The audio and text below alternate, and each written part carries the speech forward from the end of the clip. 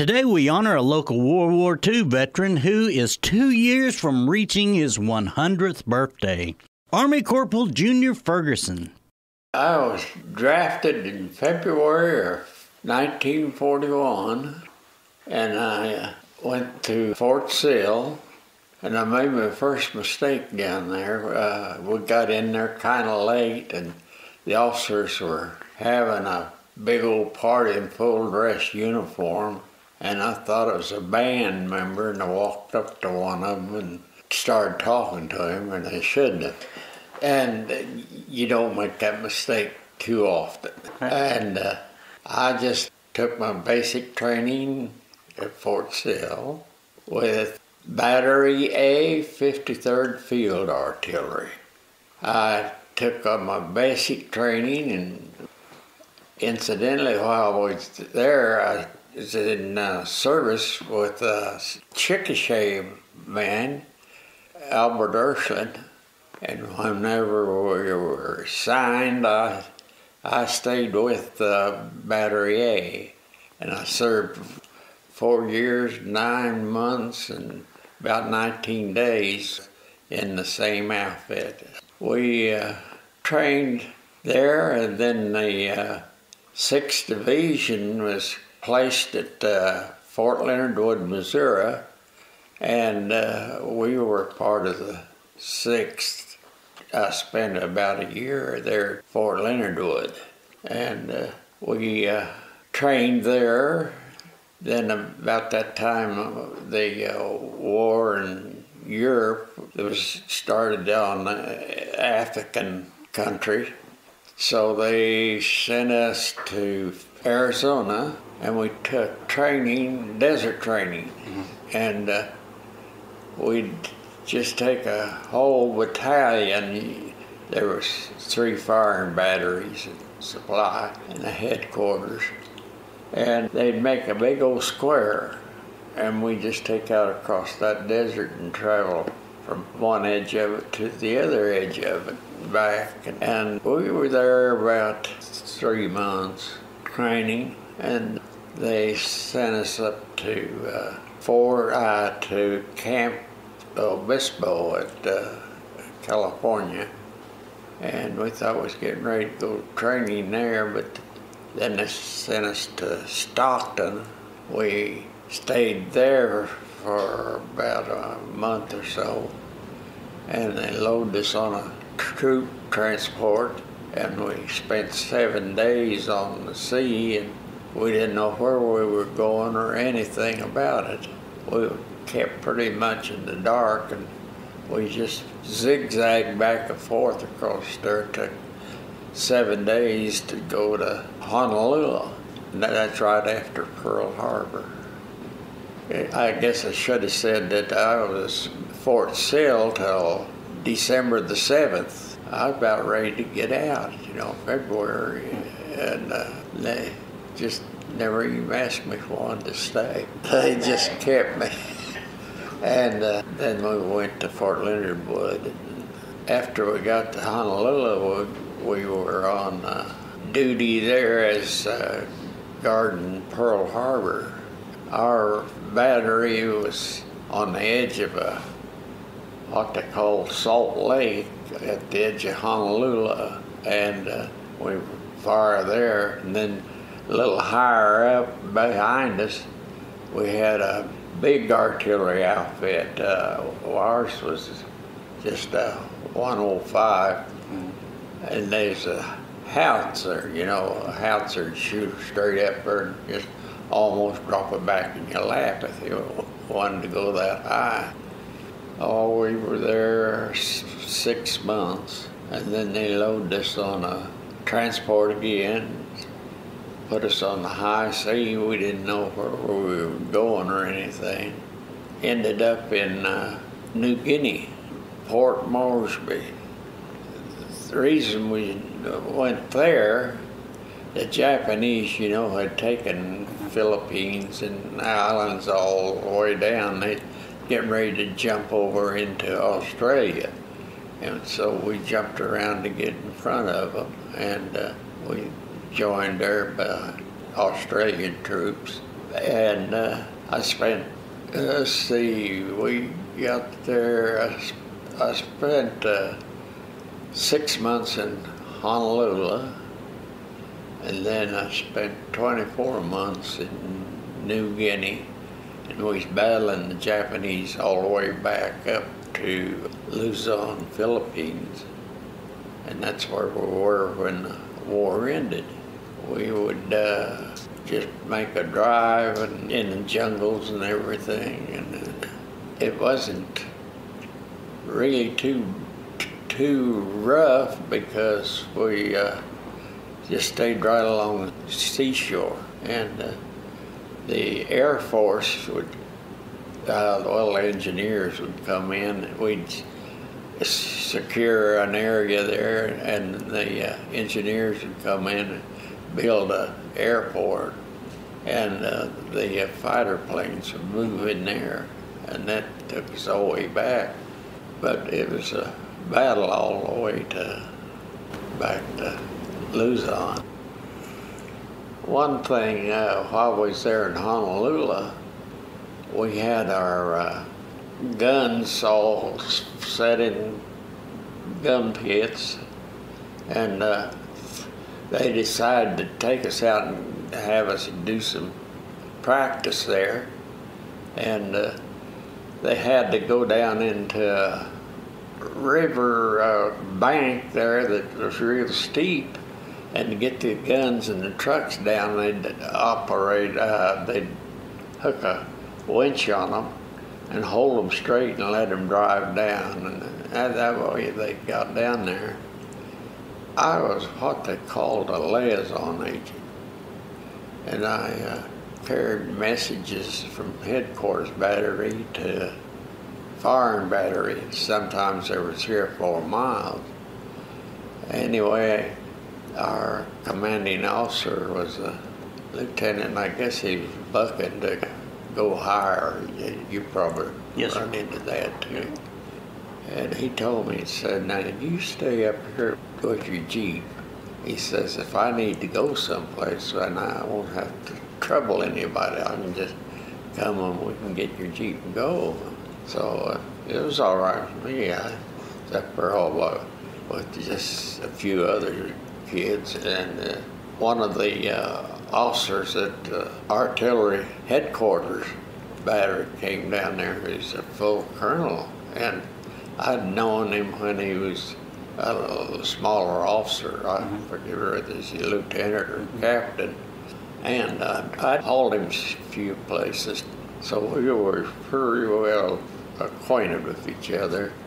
And he drove up there and he said, "Do you know how to find your battery?" And I said, "Yeah." He said, "Well, could you take me?" And so I loaded him on there and took him in there, and took him to our battery, and came back with our commanding officer kept riding with us, and we pulled her up there, and he just got my Jeep back up on top. He said, "Corporal," he said, "didn't I tell you to leave this Jeep up here?" And I said, "Yes, sir."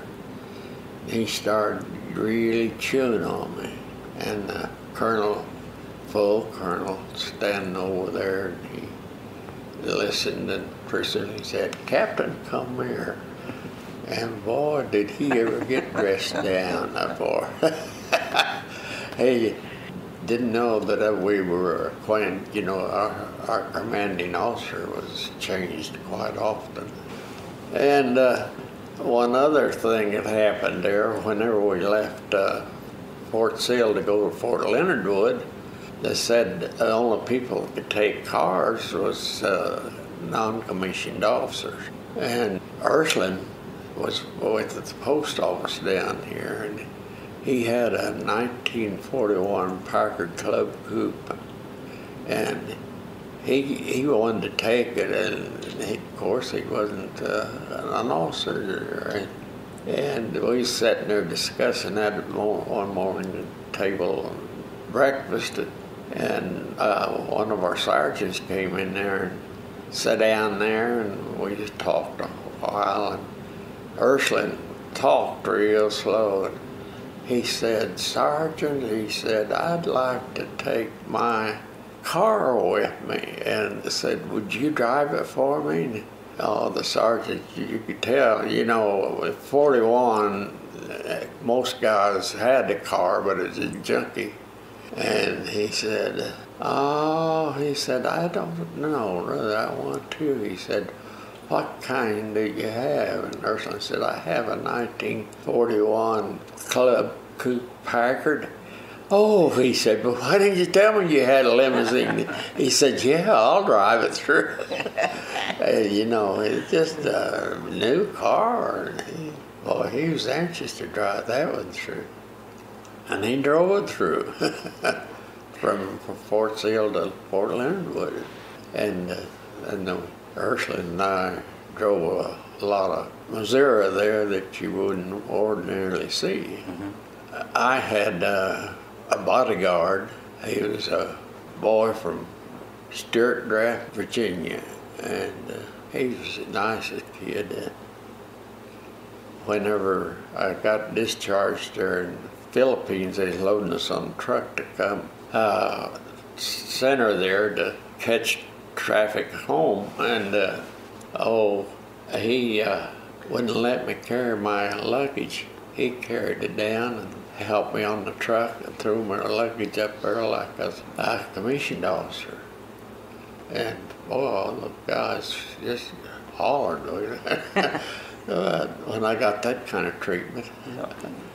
But we run up on ambush one time where they killed all of the Japanese had come down and set up an ambush there. Mm-hmm. And killed a driver and three guys that was in there with them, and back of that truck. And then another time, this had just happened, and another time we run up on one that they tried to set up an ambush, and it was a Air Force truck that time. And they came in there with one of those pom-pom guns. Boy, they just cut a path right up through that forest there. I had a big battle in the Philippines, got a citation for it on a sheet. David Perryman recognized him.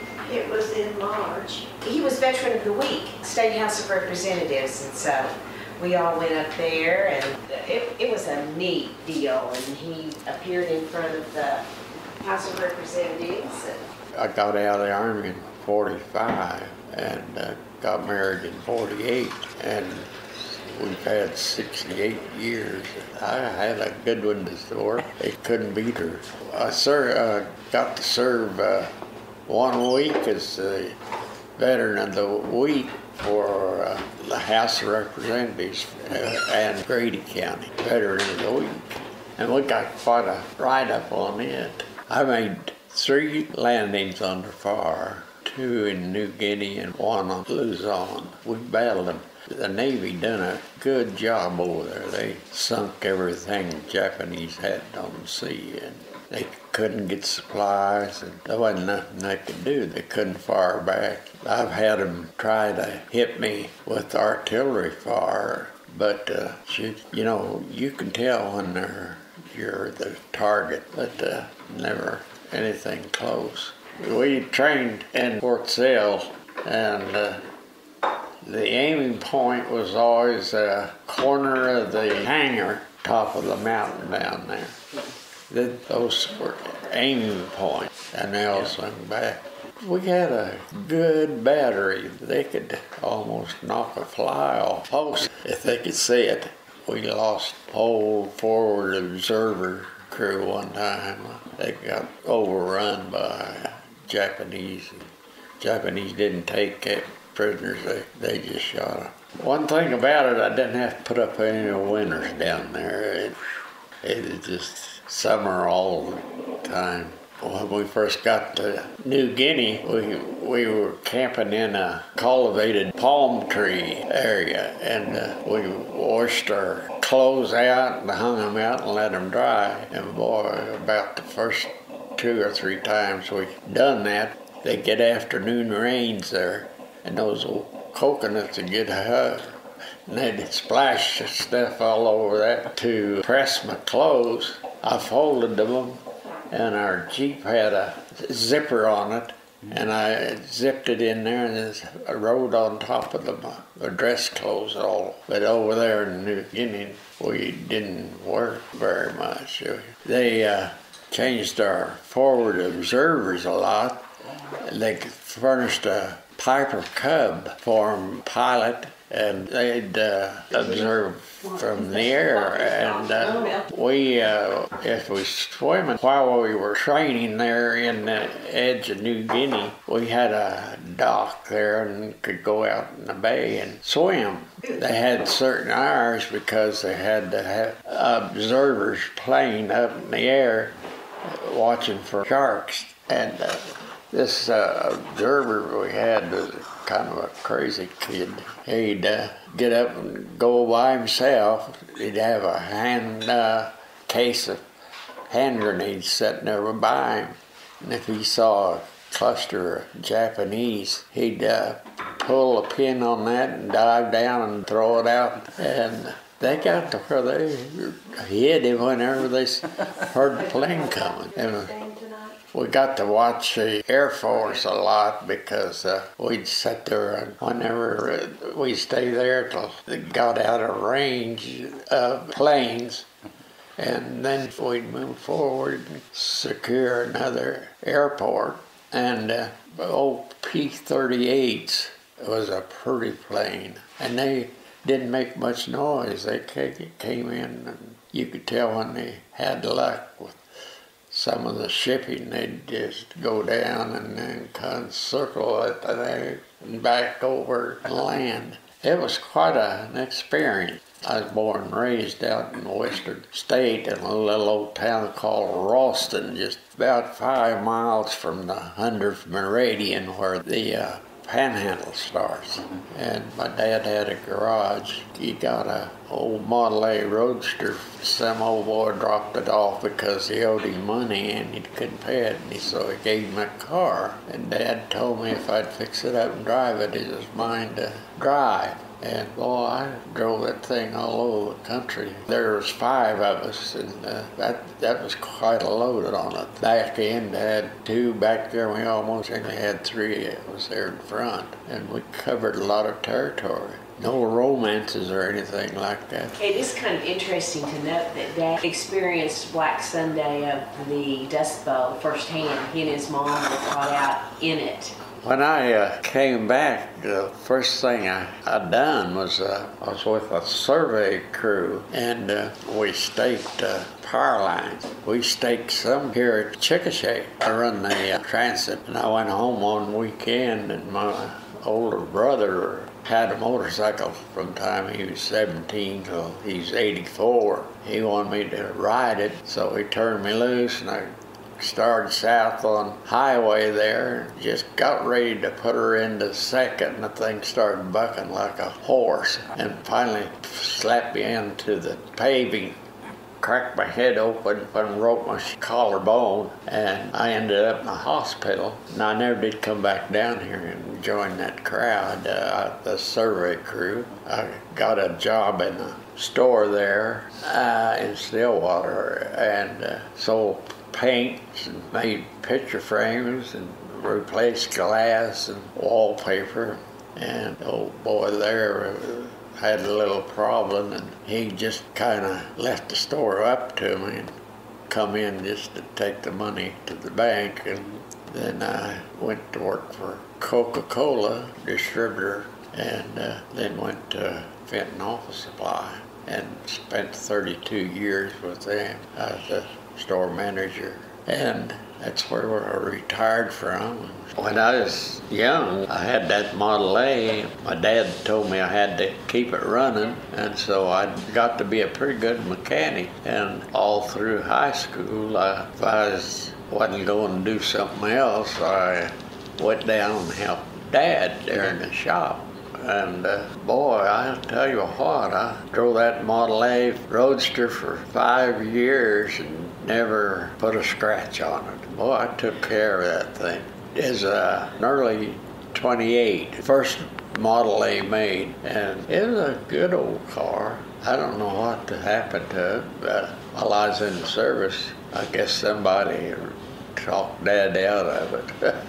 He never did have a whole lot to do with it. He just supported the thing, and that was it. I guess one of the things that he's noted for with his family is that he absolutely can figure out a way to do it, whatever it is. He's good at fixing things and knows what to do, knows how to do it. I've got 2 children. That's the girl is the oldest, and boy, he's about 6'5" and weighs over 200 pounds. And he lives in Arcadia. I couldn't have any better family than what I got. We didn't know each other when he was in the service. He came home and his parents had moved to Stillwater from Boston, and we had moved to Stillwater from Sand Springs, my family, and so we got acquainted. We both liked to roller skate, and we met. Junior Fergason's story is brought to you by Molman Media as someone you should know.